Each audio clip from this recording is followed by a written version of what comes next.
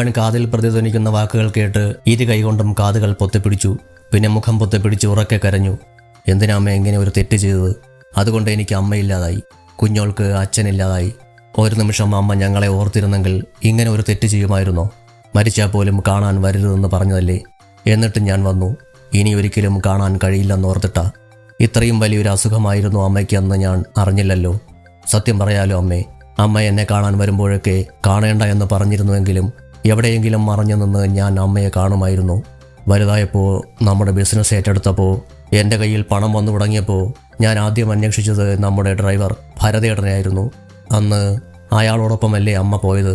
ഒരു ചേരിയിൽ ജീർണിച്ച വീട്ടിൽ ആരും സഹായത്തിനില്ലാതെ ഒരു ഭ്രാന്തനെ പോലെ അയാൾ പരസ്പര ബന്ധമില്ലാതെ എന്തൊക്കെയോ പറഞ്ഞു. അയാൾ ചെയ്തത് പാപമാണെന്നോ അയാൾക്കതിന് ശിക്ഷ കിട്ടിയെന്നോ എന്തൊക്കെയോ എനിക്കൊന്നും മനസ്സിലായില്ല. സത്യങ്ങൾക്ക് മരണമില്ലെന്ന് മാത്രം പറഞ്ഞു. അമ്മയെക്കുറിച്ച് ചോദിച്ചപ്പോൾ അയാൾ ഭ്രാന്തമായി ചിരിച്ചു. അലഞ്ഞു നടന്നു ഞാൻ ഒരുപാട്. അമ്മ എവിടേക്ക് പോയി എന്ന് മാത്രം ആർക്കും അറിയില്ല. ഞാനാണോ തെറ്റ് ചെയ്തത്, അമ്മയാണോ തെറ്റ് ചെയ്തത്, അതോ അച്ഛനാണോ തെറ്റ് ചെയ്തത്? എനിക്കൊന്നും മനസ്സിലാക്കാൻ പറ്റുന്നില്ല. അമ്മയുടെ കയ്യിലാണ് തെറ്റെങ്കിൽ അച്ഛൻ എന്തിന് ഹോസ്പിറ്റലിൽ കാത്തിരിക്കുന്നു? ഉത്തരം കിട്ടാത്ത സമസ്യ പോലെ തോന്നുന്നു എനിക്ക്. കാർത്തി യാമിനിയുടെ തണുത്ത് മരവിച്ച നെറ്റിയിൽ മൃദുവായി ചുംബിച്ചു. ഞാൻ തെറ്റ് ചെയ്തെങ്കിൽ മാപ്പ്. അവൻ അമ്മയുടെ ഇരു കാലുകളും കൂട്ടിപ്പിടിച്ച് ആ കാലുകളിലേക്ക് മുഖം ചേർത്തു. ഇനിയൊരു യാത്ര പറച്ചിലില്ല, ഇനിയൊരു കൂടിക്കാഴ്ചയുമില്ല. അല്പസമയം അങ്ങനെ നിന്നതിന് ശേഷം കാർത്തി പിന്തിരിഞ്ഞു നടന്നു. വാതിൽ തുറന്ന് പുറത്തിറങ്ങുമ്പോൾ എതിർവശത്തെ ചുവരിൽ ചാരി അയാൾ നിന്നിരുന്നു. എനിക്ക് ICUവിൻ്റെ ഉള്ളിലേക്ക് പോകാൻ പെർമിഷൻ തരാമോ? ഒച്ചയടഞ്ഞ സ്വരത്തിൽ കാർത്തി ചോദിച്ചു. അത് കേട്ട് അയാളൊന്ന് പകച്ചെന്ന് തോന്നുന്നു. സാർ, അതിപ്പോൾ ഈ സമയത്തിനെന്താ കുഴപ്പം? പെർമിഷൻ കിട്ടാൻ ആരോടാണെങ്കിൽ ചോദിച്ചോളൂ. അയാൾ കുറച്ച് നീങ്ങി നിന്ന് ഫോണെടുത്ത് ആരോടോ സംസാരിക്കുന്നതിനിടയിൽ അയാൾ കാർത്തിയെ നോക്കുന്നുണ്ട്. കുറച്ച് കഴിഞ്ഞതും അയാൾ കാർത്തിയുടെ അരികിലേക്ക് വന്നു. വരൂ സാർ. അയാൾ അവനെ കൊണ്ടുപോയത് ICUവിൻ്റെ മുന്നിലേക്കായിരുന്നു. അവിടെയുള്ള വെയിറ്റിംഗ് സീറ്റിലേക്ക് അവൻ്റെ മിഴികൾ പാഞ്ഞു. അച്ഛൻ, രേണുചിറ്റ, പ്രതാപങ്കിൽ, പിന്നെ ബദ്രിയും എല്ലാവരും സീറ്റിൽ ചാഞ്ഞിരുന്ന് ഉറങ്ങുകയാണ്. തേടിയവരെയെല്ലാം കണ്ടതും അവൻ്റെ കണ്ണുകൾ ചെറുതായി. ഇപ്പോൾ അകന്നു നിന്നവരെല്ലാം ഒന്നായി. ഞാൻ മാത്രം തീർത്തും ഒറ്റയ്ക്കായിപ്പോയി. അല്ലെങ്കിലും അമ്മ പോയ അന്നു മുതൽ ഞാൻ തനിച്ചായിരുന്നല്ലോ. ബദ്രി, അവന് പോലും തന്നോടൊന്ന് പറയാൻ തോന്നിയില്ലല്ലോ. അമ്മയെ അവസാനമായി ഒന്ന് കണ്ടോട്ടെ എന്ന് തോന്നിയില്ലല്ലോ. സാർ, ചിന്തകളിൽ ഉഴർന്നു നിൽക്കുന്ന കാർത്തിയെ തൊട്ട് വിളിച്ചു നഴ്സിംഗ് അസിസ്റ്റന്റ്. കാർത്തിയുടെ നോട്ടം അയാളിലേക്ക് ചെന്നു. സാർ, ഇതിനുള്ളിൽ ആരെയാണ് കാണേണ്ടത്? വിഷം കഴിച്ച ആത്മഹത്യയ്ക്ക് ശ്രമിച്ച നദി യാമിനി. ഓക്കെ സാർ, വരൂ. അയാൾ വാതിൽ കടന്ന് അകത്തേക്ക് കയറി. അയാൾക്ക് പിന്നാലെ നടക്കുമ്പോൾ അവൻ്റെ മിഴികൾ ചുറ്റും പാറി നടന്നു. ഇതിനുള്ളിലും മരണത്തിൻ്റെ ഗന്ധമാണെന്ന് അവന് തോന്നി. അപ്പോഴേക്കും ഇൻഫർമേഷൻ കിട്ടിയതുകൊണ്ടാകാം ഒരു നേഴ്സ് അവർക്കരികിലേക്ക് വന്നു. സാർ വരൂ, അവിടെയാണ്. നേഴ്സ് ചൂണ്ടിയ ഭാഗത്തേക്ക് അവൻ അവരുടെ പിന്നാലെ നടന്നു. ബെഡിൽ മിഴികളടച്ച് നീണ്ടു നിവർന്നു കിടക്കുന്ന വെളുത്തു കുലുന്നനെയുള്ള പെൺകുട്ടി. അവളുടെ മുഖത്ത് നിറഞ്ഞു നിൽക്കുന്ന നിഷ്കളങ്കതയിലേക്ക് അവൻ സ്വയം അറിയാതെ നോക്കി നിന്നു. കുഞ്ഞോള്. ശബ്ദമില്ലാതെ അവൻ്റെ ചുണ്ടുകൾ മന്ത്രിച്ചു. അന്ന് അങ്ങനെയൊന്നും സംഭവിച്ചില്ലായിരുന്നെങ്കിൽ ഞങ്ങൾ എങ്ങനെയായിരിക്കും ജീവിച്ചിട്ടുണ്ടാവുക? ഞാനെന്ന ഏട്ടനെ സ്നേഹം കൊണ്ട് പൊതിയുന്ന കുഞ്ഞനിയത്തിയായി. ബദ്രിയും ചിലങ്കയും പരസ്പരം സ്നേഹിക്കുന്നതും വഴക്കിടുന്നതും അടികൂടുന്നതുമെല്ലാം കൊതിയോടെ നോക്കി നിൽക്കുമ്പോൾ ഞാൻ നിന്നെ ഓർത്തു പോവാറുണ്ട് കുഞ്ഞോളെ. അമ്മ പ്രസവിച്ചത് ആണാണോ പെണ്ണാണോ എന്നറിയില്ലെങ്കിലും അമ്മ എൻ്റെ ഉള്ളിൽ നിറച്ചു വച്ചതെല്ലാം കുഞ്ഞോളെന്നായിരുന്നല്ലോ. നിന്നെ എനിക്ക് ആദ്യമായി ഇങ്ങനെ കാണേണ്ടി വന്നല്ലോ. നമ്മുടെ നഷ്ടപ്പെട്ട ബാല്യം ഓർക്കുമ്പോൾ ശരിക്കും നഷ്ടബോധം തോന്നുന്നു. ഞാനെന്ന ഏട്ടനിലേക്ക് നീയെന്ന കുഞ്ഞോളിലേക്ക് ഞാനും ഓടിയെത്താൻ ദൂരമെത്ര താണ്ടണമെന്നറിയില്ല. പേടിക്കണ്ട, അകലെ ഇരുന്നാലും ഈ ഏട്ടനുണ്ടാവും കൂടെ. ഒരു പോറൽ പോലും ഏൽക്കാതെ എൻ്റെ കുഞ്ഞോൾക്ക് താങ്ങായി, തണലായി. അവൻ്റെ ചുണ്ടുകൾ വാത്സല്യത്തോടെ നദിയുടെ നെറ്റിയിൽ അമർന്നു. അമ്മയുടെ ചടങ്ങുകൾ നീ തന്നെ ചെയ്യണം. സങ്കടപ്പെടരുത്, കരയരുത്, തളരരുത്. അദൃശ്യമായ കരങ്ങൾ നിന്നെ ചേർത്തു പിടിക്കുന്നുണ്ടെന്ന് കരുതുക. ഏട്ടനിപ്പോൾ പോവാ. അമ്മയില്ലെന്ന സങ്കടമില്ലാതെ മറ്റൊന്നും ഇനി നിനക്ക് നേരിടേണ്ടി വരില്ല. സത്യം. അവളുടെ കവിളിൽ അവൾ അറിയാതെ എന്നപ്പോൾ അവൻ്റെ കരതലം മൃദുവായി ഉരസി. പിന്നെ നിറഞ്ഞു വന്ന കണ്ണുകൾ അമർത്തി തുടച്ചുകൊണ്ടവൻ പുറത്തേക്ക് നടന്നു. പുറത്തു കടന്നതിന് ശേഷം അവൻ ആരെയും ശ്രദ്ധിച്ചില്ല. വളരെ വേഗം ഹോസ്പിറ്റലിന് പുറത്തേക്ക് പോയി. തിരുനന്ദനത്തിലേക്കുള്ള യാത്രയിൽ അവനാകെ അസ്വസ്ഥനായിരുന്നു. പലവിധ ചിന്തകളാൽ കെട്ടിപ്പിടഞ്ഞു കിടന്നു അവൻ്റെ മനസ്സ്. പെട്ടെന്നാണ് അവൻ്റെ ഫോൺ ശബ്ദിച്ചത്. സ്ക്രീനിലേക്ക് നോക്കിയതും അവൻ്റെ കണ്ണുകൾ ഇടുങ്ങി. ചോദ്യചിഹ്നം പോലെ പുരികങ്ങൾ വളഞ്ഞുയർന്നു. സുഭദ്രച്ചിറ്റ്, പറയൂ. കാർത്തിമോൻ വീട്ടിലില്ലെന്ന് രാമേട്ടൻ പറഞ്ഞു. മോനിപ്പോൾ എവിടെയാണ്? സുഭദ്രച്ചിറ്റിയുടെ സ്നേഹം വഴിഞ്ഞൊഴുകുന്ന സ്വരം. ഞാനിപ്പോൾ ഒരു യാത്രയിലാണ്. 2 മണിക്കൂർ കഴിയും വീട്ടിലെത്താൻ. എന്തെങ്കിലും അത്യാവശ്യമുണ്ടോ ചിറ്റേ? ഉണ്ടെങ്കിൽ അച്ഛനെ വിളിച്ചോ, അച്ഛൻ വീട്ടിലുണ്ട്. നീ ശരിക്കും ഒരു മണ്ടനാണല്ലോ കാർത്തി. നിന്റെ അച്ഛനിപ്പോൾ എവിടെയാണെന്ന് അറിയുമോ നിനക്ക്? ചിറ്റയുടെ സ്വരത്തിൽ നിറഞ്ഞു നിൽക്കുന്ന പരിഹാസം അവന് മനസ്സിലാകുന്നുണ്ടായിരുന്നു. അച്ഛൻ എവിടെയെങ്കിലും പോകുമ്പോൾ എന്നോട് പറയാറില്ലല്ലോ ചിറ്റേ, ഞാനത് അന്വേഷിക്കാറുമില്ല. എന്നാൽ എന്നത്തെയും പോലെയല്ല കാർത്തി ഇന്ന്. നിന്റെ അച്ഛൻ പോയിരിക്കുന്നത് അവളെ കാണാനാണ്. ആരെ? യാമിനി. അവൾ വിഷം കുടിച്ച് ചത്തു അത്രേ. ആരാൻ്റെ കൊച്ചിനെ വയറ്റിലിട്ടോണ്ടല്ലേ അവൾ ഇവിടെ നിന്നും പോയത്. അതൊരു പെണ്ണാണത്രേ. അതിനെയും കൊല്ലാൻ ശ്രമിച്ചിട്ട് അവൾ ചത്തതെന്ന്. അല്ലെങ്കിലും അവളുടെയൊക്കെ മരണം ഇങ്ങനെ തന്നെയാണെന്ന് എനിക്ക് നേരത്തെ അറിയാമായിരുന്നു. നീ നിന്റെ അച്ഛനെ വിളിച്ച് പറഞ്ഞേക്ക് കാർത്തി, പെട്ടെന്ന് തിരിച്ചു പോരാൻ. മീഡിയക്കാർ സത്യം അറിഞ്ഞില്ലെങ്കിലും ഇതൊരു വിഷയമാക്കിയിരിക്കുകയാണ്. യാമിനി മഹിയേട്ടൻ്റെ ഭാര്യയായിരുന്നെന്ന് മീഡിയ മണത്തറിയുന്നതിന് മുമ്പ് നീ അച്ഛനെ തിരിച്ചു വിളിക്ക്. അല്ലെങ്കിൽ നീ അടക്കം എല്ലാവരും നാറും.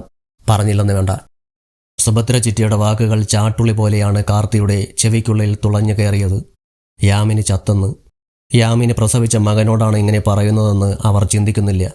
തൻ്റെ അമ്മയോട് അച്ഛനില്ലാത്ത വെറുപ്പ് എന്തിനാണ് അവർക്ക്? കാർത്തി, ഞാൻ പറയുന്നതൊന്നും നീ കേൾക്കുന്നില്ലേ? കേൾക്കുന്നുണ്ട്, ചിറ്റ പറഞ്ഞോളൂ. താൻ പറയുന്നതൊന്നും അതിൻ്റേതായ ഗൗരവത്തിൽ ഇവൻ എടുക്കുന്നില്ലേ എന്ന് ചിന്തിച്ചതും സുഭദ്ര ഒരു നിമിഷം മൗനയായി. പറഞ്ഞോളൂ ചിറ്റേ, അവൻ വീണ്ടും ആവശ്യപ്പെട്ടു. കാർത്തി, ഞാൻ പറയുന്നത് എന്താണെന്ന് വെച്ചാൽ, നിന്റെ അച്ഛനും നീയുമൊക്കെ സമൂഹത്തിൽ നിലയും വിലയുമുള്ള ആൾക്കാരാണ്. യാമിനി എന്താണ് നമ്മുടെ വീട്ടിൽ ചെയ്തതെന്ന് നിനക്കറിയുന്നതല്ലേ കാർത്തി? അവളെ കല്യാണം കഴിക്കാൻ നിന്റെ അച്ഛൻ താല്പര്യം പ്രകടിപ്പിച്ചപ്പോഴേ നിന്റെ മുത്തശ്ശനും മുത്തശ്ശിയും മറ്റുള്ള ബന്ധുക്കളുമെല്ലാം അതിനെ എതിർത്തതാ. അച്ഛൻ്റെ വാശി ഒന്നുകൊണ്ട് മാത്രമാണ് ആ കല്യാണം നടന്നത്. കൂടെ നിൽക്കാൻ എന്തിനും തയ്യാറായി നിന്റെ രേണു ചിറ്റയും ഉണ്ടായിരുന്നു. ഇപ്പോഴും അതിന് മാറ്റമൊന്നുമില്ലല്ലോ. അവളും ഭർത്താവും അവളുടെ മകനും ഹോസ്പിറ്റലിൽ ഉണ്ടല്ലോ. ബദ്രിനാഥ് എന്ന് പറഞ്ഞാൽ കേരളം മുഴുവൻ അറിയപ്പെടുന്ന പാട്ടുകാരനാ. അവന് പോലും അവൻ്റെ വിലയറിയാത്തതുപോലുള്ള പെരുമാറ്റമായിപ്പോ. നീ അച്ഛനോട് എത്രയും വേഗം തിരിച്ചു വരാൻ പറ. ന്യൂസ് ചാനലിലൊന്നും ഇതുവരെ ആത്മഹത്യ ചെയ്ത യാമിനി നിന്റെ അച്ഛൻ്റെ ആദ്യ ഭാര്യയായിരുന്നു എന്ന് വാർത്ത വന്നിട്ടില്ല. അത് വരുന്നതിന് മുമ്പ് നീ അച്ഛനെ തിരിച്ചു വിളിക്ക്. സുഭദ്രയുടെ ഓരോ വാക്കുകളും അവനിൽ ദേഷ്യം നിറച്ചുകൊണ്ടിരുന്നു. ചിറ്റേ, അച്ഛൻ്റെ ആദ്യ ഭാര്യയാണ് ചിറ്റ എന്ന് പറയണമെങ്കിൽ എൻ്റെ അമ്മ പോയതിനു ശേഷം അച്ഛൻ വേറെ വിവാഹം കഴിച്ചിരിക്കണമല്ലോ. അപ്പുറത്ത് മറുപടിയില്ല. ചിറ്റ എന്താ ഒന്നും പറയാത്തത്? അങ്ങനെയല്ല മോനെ, അച്ഛൻ നിന്റെ അമ്മയെ ഡിവോഴ്സ് ചെയ്തതാണല്ലോ, അതോർത്ത് പറഞ്ഞതാ. എൻ്റെ ഓർമ്മയിൽ അച്ഛൻ അമ്മയെ ഡിവോഴ്സ് ചെയ്തിട്ടില്ല. ഇപ്പോഴും നിയമപരമായി എൻ്റെ അമ്മ തന്നെയാണ് അച്ഛൻ്റെ ഭാര്യ. നിലവിലെ ഭാര്യയോ പൂർവ്വ ഭാര്യയോ എന്നതല്ലല്ലോ ഇവിടുത്തെ വിഷയം. നമ്മുടെ തറവാട്ടിന് കളങ്കം ചാർത്തിയവളാണ് യാമിനി. അതറിഞ്ഞ നിമിഷം അവളെ അവിടെ നിന്നും നിന്റെ അച്ഛൻ തൂത്തെറിഞ്ഞതാണ്. പിന്നെ എന്തിനാണ് നിന്റെ അച്ഛൻ അവൾക്ക് കാവലായി പോയിരിക്കുന്നത്? നിന്റെ അമ്മ പോകുന്നതുവരെ നിന്റെ അച്ഛൻ സിനിമാ ലോകത്ത് ആരുമല്ലായിരുന്നു. അതായത് മഹാദേവൻ മാസ്റ്ററുടെ ഭാര്യ എന്ന സ്ഥാനത്ത് സിനിമാ ഫീൽഡിൽ ആർക്കും യാമിനി അറിയില്ല. പഴയ വിഷയങ്ങളൊക്കെ മീഡിയ അറിഞ്ഞു കഴിഞ്ഞാൽ ആ ഫീൽഡിൽ അച്ഛൻ്റെ ഭാവി എന്താകും? അതിനെക്കുറിച്ച് ചിന്തിക്കുമോനെ. കാർത്തി ഒരു നിമിഷം ശ്വാസം ഒന്ന് വലിച്ചു വിട്ടു. ചിറ്റേ, അച്ഛൻ്റെ സിനിമാ ഭാവിയെക്കുറിച്ച് എനിക്കോ അച്ഛനോ ഇല്ലാത്ത ആകുലത ചിറ്റയ്ക്കെന്തിനാണ്? അച്ഛൻ ഇഷ്ടമുള്ളത് പ്രവർത്തിക്കട്ടെ. ഞാനതിൽ ഇടപെടാൻ ഉദ്ദേശിക്കുന്നില്ല. ഇക്കാര്യത്തെക്കുറിച്ചല്ലാതെ ചിറ്റയ്ക്ക് വേറെ എന്തെങ്കിലും എന്നോട് പറയാനുണ്ടോ? ഇല്ല. ഓക്കെ.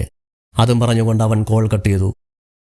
പിറ്റേന്ന് രാവിലെ 8 മണിക്ക് നദിയെ റൂമിലേക്ക് ഷിഫ്റ്റ് ചെയ്തു. 10 മണിക്ക് ശേഷമാണ് യാമിനിയുടെ ബോഡി പോസ്റ്റ്മോർട്ടത്തിനായി താലൂക്ക് ഹോസ്പിറ്റലിലേക്ക് കൊണ്ടുപോകുന്നത്. വൈകുന്നേരം 3 മണിയോടെ നേരെ ശ്മശാനത്തിലേക്ക് കൊണ്ടുപോകാനാണ് തീരുമാനിച്ചിരിക്കുന്നത്.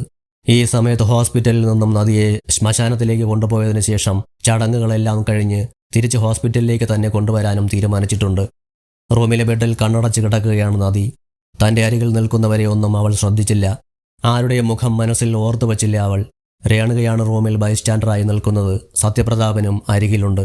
ഇടയ്ക്ക് മിന്നായം പോലെ മുറിയിലേക്ക് വന്ന ബദ്രിനാഥിനെ അവൾ കണ്ടിരുന്നു. ഒറ്റ നോട്ടത്തിൽ അവനെ തിരിച്ചറിഞ്ഞില്ലെങ്കിലും പിന്നീട് അവൾക്കത് ബദ്രിനാഥാണെന്ന് മനസ്സിലായിരുന്നു. ഇയാൾ എന്താണ് ഇവിടെയെന്ന് ചിന്തിച്ചെങ്കിലും ആ ചോദ്യം അവൾ മനസ്സിൽ തന്നെ വച്ചു. തനിക്ക് ആരുമില്ലെന്നും താൻ തികച്ചും അനാഥയാണെന്നും ഇതിനകം അവൾ മനസ്സിനെ പറഞ്ഞു പഠിപ്പിച്ചു കഴിഞ്ഞിരുന്നു. 2 ദിവസമായി അതുതന്നെ മനസ്സിൽ ഉരുവിടുന്നതുകൊണ്ട് അവളുടെ മനസ്സ് അതിനോട് പാകപ്പെട്ട് കഴിഞ്ഞു. ഡോക്ടർ റൂമിലേക്ക് വന്നതും അവൾ അയാളുടെ കയ്യിൽ മുറുകെ പിടിച്ചു. എൻ്റെ അമ്മയെ പോസ്റ്റ്മോർട്ടം ചെയ്യുന്നതിന് മുമ്പ് എനിക്കൊന്ന് കാണിച്ചു തരുമോ? അവളുടെ ആവശ്യം ന്യായമാണെന്ന് അറിയുന്നതിനാൽ അതിനുള്ള ഏർപ്പാട് ചെയ്യാമെന്ന് ഡോക്ടർ അവൾക്ക് വാക്കുകൊടുത്തു. വീൽ ചെയറിൽ ഇരുത്തിയാണ് നദിയെ നഴ്സിംഗ് അസിസ്റ്റന്റുമാർ മോർച്ചറിക്കുള്ളിലേക്ക് കൊണ്ടുപോയത്. പിന്നാലെ രേണുകയും സത്യപ്രതാപനും ഉണ്ടായിരുന്നു.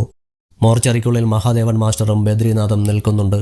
യാമിനിക്കരിയിലേക്ക് കൊണ്ടുവന്നതും അവൾ പതിയെ നിലത്ത് കാലുകളൂന്നി തറയിൽ എഴുന്നേറ്റ് നിന്നു. സിസ്റ്റർമാരിൽ ഒരാൾ യാമിനിയുടെ മുഖത്തു നിന്നും വെള്ളത്തുണി മാറ്റിവെച്ചു. അവളിൽ ആർത്തലച്ചു വന്ന കരച്ചിൽ തൊണ്ടക്കുഴിയോളം എത്തി തടഞ്ഞു നിന്നു. അമ്മയുടെ മുഖത്തേക്ക് അവൾ നിർനിമേഷയായി നോക്കി നിന്നു. അവളുടെ വിറയാർന്ന കരതലം യാമിനിയുടെ മുഖത്താകെ അരുമയോടെ ഓടി നടന്നു. കണ്ണുകളിൽ നീർ നിറഞ്ഞ് തുളുമ്പി നിന്നു. അവൾ മുഖം അമ്മയുടെ മുഖത്തേക്ക് അടുപ്പിച്ചു. കൂടെ കൊണ്ടുപോകാമെന്ന് പറഞ്ഞെന്നെ കൊതിപ്പിച്ചല്ലേ? കാപട്യം നിറഞ്ഞ ഈ ഭൂമിയിൽ എന്നെ നിർത്തിയിട്ട് പോകാൻ സാധിക്കില്ലെന്ന് പറഞ്ഞിട്ട് എന്നെ കൂട്ടാതെ പോവാല്ലേ? ഞാനിനി എന്തിനാ ജീവിക്കുന്നേ? ആർക്കു വേണ്ടിയാ ജീവിക്കുന്നേ? അമ്മയ്ക്ക് ജീവിക്കാൻ ഞാനെന്ന ലക്ഷ്യമുണ്ടായിരുന്നു. എൻ്റെ മുന്നിലുള്ള ലക്ഷ്യം ഇനി എന്താണമ്മേ? അമ്മ തന്ന അവസാനത്തെ ഭക്ഷണം വിഷമാണെന്നറിഞ്ഞിട്ടും അമൃത പോലെ കഴിച്ചില്ലേ ഞാൻ? അതെന്തുകൊണ്ടാണെന്നറിയോ? അമ്മ പോയി കഴിഞ്ഞാൽ പിന്നെ ജീവിച്ചിരിക്കില്ലെന്ന് മാസങ്ങൾക്ക് മുമ്പേ തീരുമാനമെടുത്തതാ ഞാൻ. വെള്ളിയാഴ്ച രാവിലെ മുതൽ അമ്മയുടെ പെരുമാറ്റത്തിൽ എനിക്ക് സംശയമുണ്ടായിരുന്നു. 3-4 ദിവസം മുമ്പേ അമ്മ കൊണ്ടുവച്ച വിഷകൂപ്പി എൻ്റെ കണ്ണിൽപ്പെട്ടിരുന്നു. നമ്മൾ രണ്ടുപേരും അറിയാതെ നമ്മുടെ വീട്ടിൽ പുതിയൊരു അതിഥി വരില്ലല്ലോ. അതിനാൽ ഞാൻ ആ അതിഥിയെ ശരിക്കും സെർച്ച് ചെയ്തു. അമ്മ മാത്രം കഴിക്കുമോ എന്നായിരുന്നു എൻ്റെ ഭയം മുഴുവൻ. എന്നാൽ വെള്ളിയാഴ്ച കാലത്ത് തന്നെ എനിക്ക് മനസ്സിലായി അമ്മ പോകുമ്പോൾ എന്നെയും കൂടെ കൊണ്ടുപോകുമെന്ന്. അന്ന് വൈകുന്നേരം കോളേജിൽ നിന്ന് വരുമ്പോൾ ഞാൻ എൻ്റെ ഫ്രണ്ട്സിനോടെല്ലാം യാത്ര പറഞ്ഞിട്ടാ പോകുന്നത്. അവർ കരുതി കാണും ഞാനെങ്ങോ വിരുന്നിന് പോവുകയാണെന്ന്. അത് പറഞ്ഞുകൊണ്ടവൾ ഒരു പുച്ഛച്ചിരി ചിരിച്ചു. എന്നിട്ടപ്പോൾ എന്തായി? എന്നെ കൂടെ കൂട്ടാതെ അമ്മ പോയില്ലേ? അമ്മയില്ലാതെ ഞാൻ തനിച്ചായി പോയില്ലേ? അവൾ ഇരുകൈ കൊണ്ട് മുഖം പൊത്തി ഉറക്കെ കരഞ്ഞു. അവൾ പറയുന്നതെല്ലാം കേട്ട് വാതിൽപ്പടിയിൽ പിടിച്ചുകൊണ്ട് അവളെ തന്നെ നോക്കി നിൽക്കുകയാണ് മഹാദേവൻ. അയാളുടെ കണ്ണുകൾ നിറഞ്ഞൊഴുകുന്നുണ്ട്. അനാഥയെന്നവൾ സ്വയം ആരോപിക്കുമ്പോൾ എൻ്റെ കുഞ്ഞ് അനാഥയല്ലെന്ന് പറഞ്ഞുകൊണ്ട് അവളെ വാരിയെടുത്ത് നെഞ്ചോട് ചേർക്കാൻ ആ അച്ഛൻ്റെ മനം കൊതിച്ചു. എനിക്ക് വയ്യാട്ടോ. അമ്മയില്ലാതെ ജീവിക്കാൻ എനിക്ക് പറ്റില്ല. ഞാൻ വരും അമ്മയുടെ കൂടെ. അമ്മ ധൈര്യമായി പൊയ്ക്കോ. ഒരാഴ്ച, അതിലപ്പുറം പോവില്ല. അത്രയും പറഞ്ഞു കഴിഞ്ഞപ്പോഴേക്കും അവളുടെ സ്വരം കല്ലിച്ചു പോയിരുന്നു. നദി കണ്ണുകൾ അമർത്തി തുടച്ചു. പതിയെ വീൽചെയറിലേക്കിരുന്ന് അവൾ സിസ്റ്റർമാരെ നോക്കി. പോവാം സിസ്റ്റർ ചോദിച്ചതും അവൾ പതിയെ തലയാട്ടി. നദിയെ പുറത്തേക്ക് കൊണ്ടുപോയതും യാമിനിയെ പോസ്റ്റ്മോർട്ടത്തിന് കൊണ്ടുപോകാനുള്ള നടപടിയായി. പോസ്റ്റ്മോർട്ടം ചെയ്യുന്ന താലൂക്ക് ഹോസ്പിറ്റലിലേക്ക് ആംബുലൻസിന് പിന്നാലെ ബദ്രിയുടെ കാറിൽ മഹാദേവനും പോയി. ഇന്നലെ രാത്രിയിൽ പലവട്ടം കാർത്തി എൻ്റെ ഫോണിലേക്ക് വിളിച്ചിരുന്നു. ഡ്രൈവിങ്ങിനിടയിൽ അവൻ മഹാദേവനോട് പറഞ്ഞു.